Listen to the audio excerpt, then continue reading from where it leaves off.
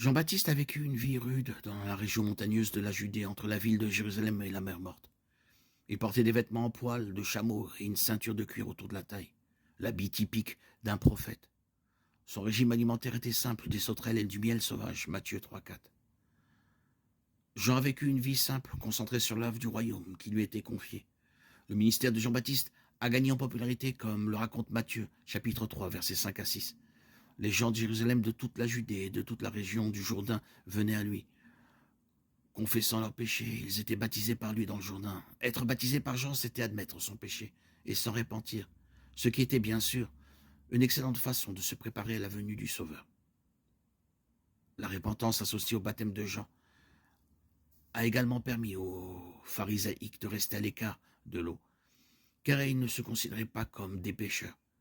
Jean avait des paroles sévères à l'égard des pharisiaïques, les qualifiant de race de vipères et les avertissant de ne pas compter sur leur lignée juive pour le salut, mais de se repentir, de porter du fruit digne de la repentance. Matthieu 3, 7, 8.